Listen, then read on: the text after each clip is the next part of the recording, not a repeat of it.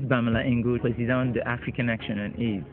Nous sommes ici au Mont Fébé pour notre séminaire annuel avec les animatrices rurales sur la prévention de la transmission du VIH de la mère à l'enfant, ce qu'on appelle vulgairement la transmission verticale.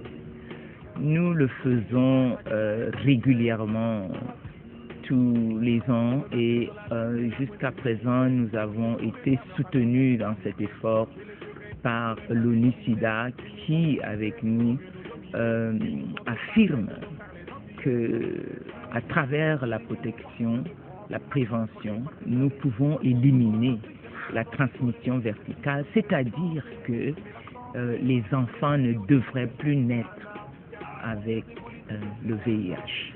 La mesure de nos résultats à ce niveau-ci sont au niveau de la communauté, avec ces femmes qui sont dans nos champs, qui sont dans nos marchés, qui sont ceux qui nous donnent le bobolo, qui nous donnent le plantain. Et si ces femmes sont protégées, si ces femmes comprennent qu'il faut protéger leur progéniture, alors le Cameroun sortira de la mauvaise liste des 22 pays dans le monde qui n'appliquent pas encore la PTM. La femme enceinte doit lui donner le VIH à son bébé. C'est cette prise de conscience qui doit d'abord animer les séminaristes. Parce que la prise de conscience veut que dans leur rôle d'animatrice communautaire, elles parviennent à inculquer certaines valeurs d'amour par rapport à notre pays et à sa progéniture. Le Cameroun donc, bien que frappé par la pandémie du VIH, peut donc et après les objectifs pour qu'on ait plus de nouveau-nés à qui le VIH a été transmis par sa mère. La première notion, c'est ça. La deuxième notion est que nous introduisons obligatoirement le partenaire sexuel. Ce partenaire sexuel, c'est l'homme. Il doit rentrer dans le processus de dépistage, d'abord de l'information et de l'éducation, dépistage et de la prise en charge. Parce que si le partenaire reste derrière, alors on est sûr qu'à un moment donné, on n'aura pas limité à la pousse, on n'aura pas vraiment empêché au VIH de continuer de faire des victimes. Donc ce séminaire en matière de PTM pour animer les communautés doit intégrer et les hommes et les femmes. L'objectif 2015, c'est de diminuer la transmission de la mère à l'enfant, donc d'éliminer la transmission de la mère à l'enfant avec moins de 5% des enfants infectés. Et donc le cours a porté sur les modes de transmission, un rappel aussi sur qu'est-ce que le VIH, qu'est-ce que le SIDA et la différence entre les deux, parce que beaucoup de personnes font encore un amalgame en croyant que quand on est infecté, on a le SIDA. Et puis donc les modes de transmission et surtout les modes de prévention, avec la prévention primaire, la prévention secondaire.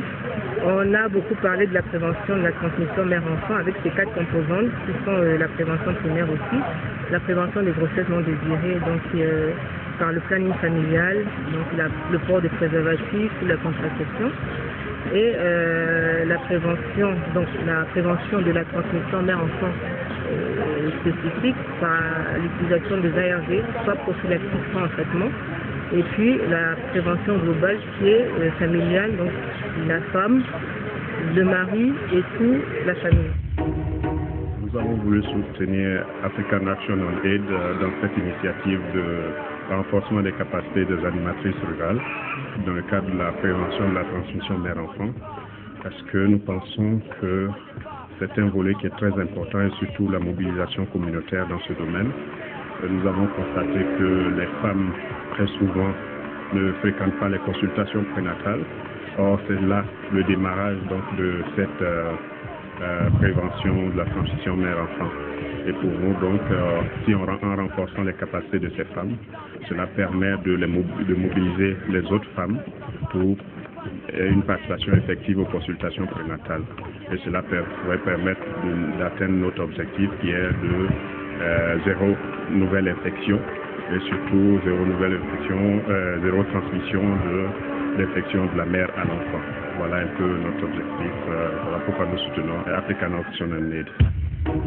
Par rapport à la démonstration du port du préservatif féminin d'abord, parce que nous sommes en face des participantes qui sont les femmes, on a eu à les démontrer comment est-ce qu'il faut, à les apprendre comment il faut bien insérer le préservatif féminin, parce que c'est difficile d'insérer le préservatif féminin. Il faut l'insérer, il faut également utiliser les moyens d'hygiène les plus élémentaires possibles avant d'insérer le préservatif féminin.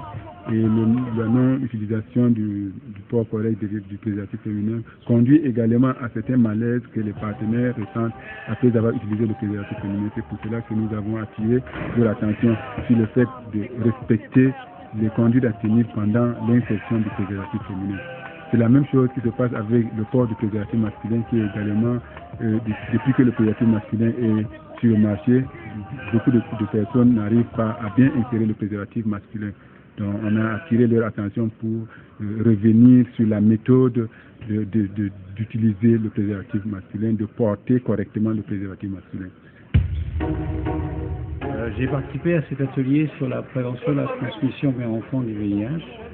Et cet atelier est particulièrement important puisque un des objectifs de ce pays et même des Nations Unies est d'éliminer la transmission du VIH de la mère à l'enfant, d'éliminer le sida pédiatrique à moyen terme et toute formation d'agents communautaires, de personnes âgées dans la communauté qui peuvent intervenir dans ce domaine me paraît essentiel.